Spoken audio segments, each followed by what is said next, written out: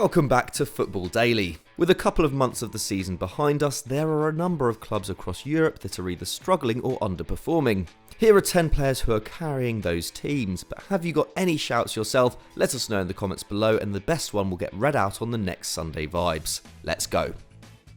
10. Allan Saint-Maximin. The 2021-22 campaign has started in predictably uninspiring fashion for Newcastle United, with the Magpies failing to win any of their opening 6 Premier League matches, and with no side conceding more than them at the time of writing. Their takeover by the Saudi Public Investment Fund has given fans hope, and it looks like the unpopular Steve Bruce may not be in charge for much longer.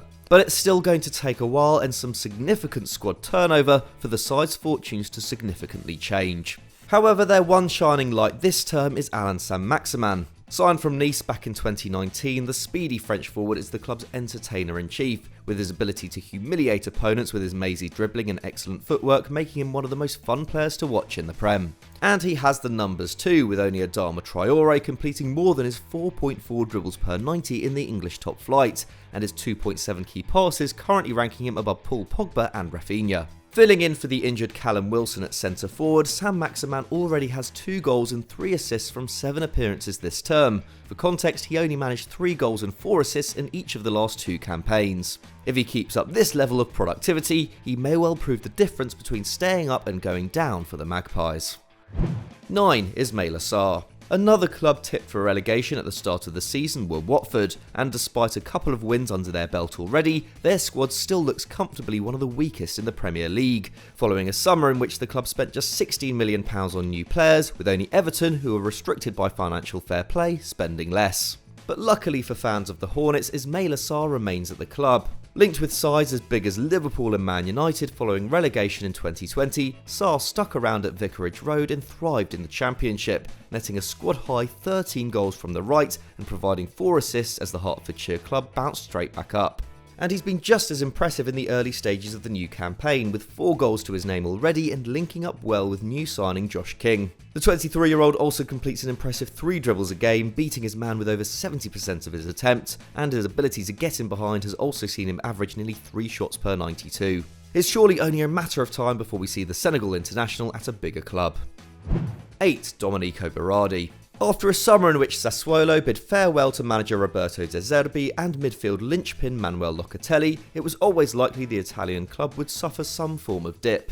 And sure enough they have, with their only wins coming against Verona and newly promoted Salernitana. They are creating fewer high quality chances than last season, are conceding a lot more shots on their goal, and while they face tough opponents like Roma, Atalanta and Inter, are yet to fully convince.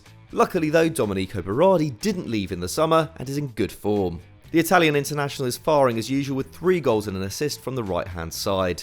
And despite the difficult start to the season, he's still producing 3.5 shots and 2.1 chances per 90, easily one of the most productive wide players in Italy. We expect Alessio Dionisi's side to recover from their early season slump, and Berardi will no doubt be central to it. 7. Terji Cervanye. Few clubs endured a rougher summer in the transfer market than Montpellier. After finishing in the top 10 for the last 4 seasons, the Liga outfit said goodbye to manager Michel Dezacarian as he left for Brest, and they also sold centre-forwards Gaëtan Laborde and Andy Delort for a combined €25 million to rivals Rennes and Nice. With the pair scoring a combined 31 goals in the league last term, accounting for over half of the side's total output, this was always going to represent a big loss. And while veteran replacement Valère Germain has 3 goals to his name already, the fact he hasn't hit double figures in the league since 2017 is a concern. Currently in 13th after winning just 2 of their opening 9 fixtures, the South Coast club are relying heavily on captain Terji Cervanye, who has already provided 2 goals and 3 assists and is taking more shots, creating more chances and completing more dribbles than anyone else in the squad. A supremely versatile midfielder, the Montpellier-born player has been occupying the number 10 position this term, and manager Olivier Delolio will need him to continue this level of productivity for his side to stay clear of the relegation scrap. Because at the other end of the field, things aren't looking too pretty. They conceded 16 goals after 9 games and have conceded more shots than anyone bar Lorient. 6. Jamie Vardy. Leicester City are far from a terrible side under Brendan Rodgers, but their start to the 21-22 season has been far from good. Their only wins have come against Wolves and Norwich, and at the time of writing have picked up just 2 points since August, with Man City the only real big side they've faced. The Foxes have somehow generated fewer expected goals than Steve Bruce's Newcastle, with no player among the side's top 11 appearance makers beating Yuri Tielemans' distinctly average 1.4 key passes a match. The side isn't creating anywhere near enough chances, despite Ademola Lookman looking promising in recent weeks, and so it's just as well that Jamie Vardy is on fire. There was talk ahead of the season that new signing Patson Daka could be the man to eventually replace the Leicester legend, but the former England's international, 35 in January, doesn't look like slowing down, with 6 goals from open play already this term. Feeding off scraps, his finishing has been top draw too, overperforming his expected goals by almost double. Once again proving the doubters wrong after a patchy second half of last season, Vardy is once again the talisman at the King Power. 5. Luis Maximiano. Following a superb 3-year spell under Diego Martinez in which Granada bounced back to La Liga, recorded consecutive top half finishes and reached the Europa League quarter-finals, the Spanish outfit have started the 21-22 campaign poorly under new coach Robert Moreno.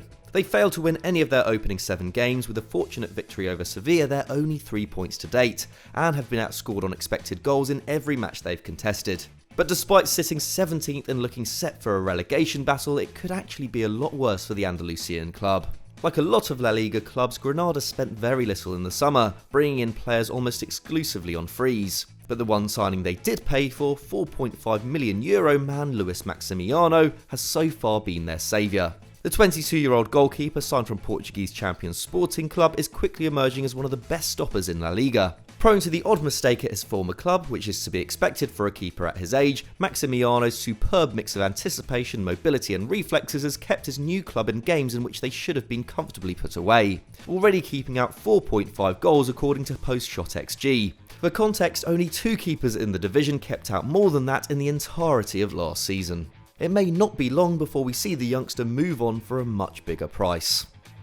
4. Heung-Min Son.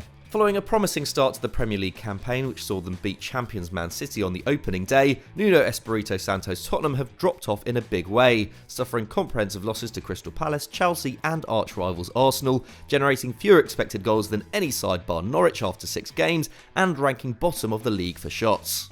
So while the defensive midfield have been taking a lot of heat, the Spurs attack clearly isn't functioning very well either. But while Harry Kane is enduring some of his worst form in North London, longtime partner Heung-Min Son continues to be excellent. Used to stepping up when Kane has been injured in the past, the Korean forward has scored 3 of the side's 4 goals so far, including the winners against City and Watford. Without his input, the side would no doubt be in an even worse position by now. And his attacking numbers look great across the board. He's averaging 2.9 shots per 90, up from 2 last term, and while his 1.5 key passes is a drop down, he still ranks top of Nuno's squad in this metric. It's surely only a matter of time before we see Kane back firing again, but right now, Son is dragging the Lily-Whites along.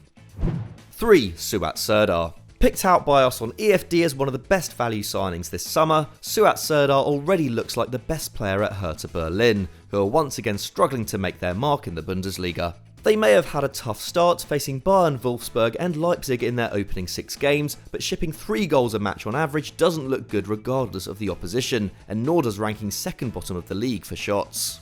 And following the big money sale of Matheus Cunha to Atletico Madrid, the capital club needed a talisman in the final third. So far, Serdar has proved that. Familiar with having to pull more than just his weight from his previous stint in the declining Schalke side, the German midfielder has already bagged 2 goals, with his brace against Bochum following 3 consecutive defeats, lifting the side off the bottom of the table and giving Pal Dardai's side a much needed lift.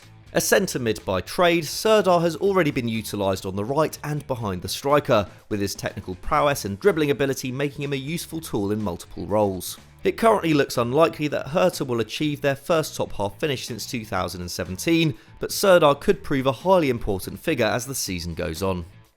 2. Yassine Adli. One of the most out-of-form teams in Europe right now, Bordeaux have won just one of their opening 9 Liga and fixtures. But results have slowly improved in recent weeks following the reintroduction of Yassine Adli to the starting lineup. Recommended by us as a potential signing for Arsenal back in the summer, Adli was subsequently snapped up by Milan before being loaned back to the French outfit, and the 21-year-old very much looks ready to make a step up.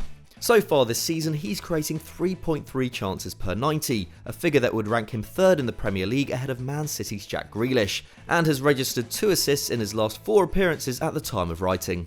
And it's just as well he's providing so much in the final third, as Liga are struggling defensively, ranking bottom of the league for expected goals against. Like Serdar, Adli is versatile, operating predominantly as a deep-lying playmaker last term, but positioned further up the field by new manager Vladimir Petkovic. We at FD are excited to see how he develops this year.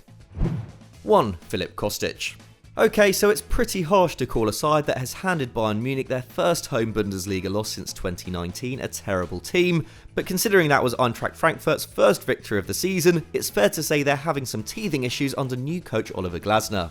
The Eagles have only lost one match, but that was a 5-2 thrashing to Borussia Dortmund, and they have failed to produce more than one expected goal in all but 2 games this term. And if it wasn't for the heroics of goalkeeper Kevin Trapp, they would most likely have been comfortably beaten by Bayern too. Clearly they are missing the excellent Andre Silva up top, with Sam Lammers and Rafael Santos Borré managing just 2 goals between them at the time of recording. But Filip Kostic continues to be a consistent source of inspiration on the left. The winger/wingback already has 2 goals and 3 assists to his name, and is producing over 2 shots and 2 key passes a match. Meanwhile, his 4.9 shot creating actions per 90 ranks him 7th in the league among players to have featured in 5 full games or more, ahead of Christopher Nkunku, Leroy Sané and even Thomas Müller. In a side which currently ranks 5th bottom for shots, this is a highly impressive metric. Clearly Frankfurt are more reliant than ever on the Serbian star. So those were our 10 players carrying bad teams, but what did you make of it? Were we too harsh on any of these clubs, and do you have any shouts of your own? Let us know in the comments. If you enjoyed this video, don't forget to leave it a like and subscribe to FD if you haven't already. Thanks for watching, and we'll see you next time.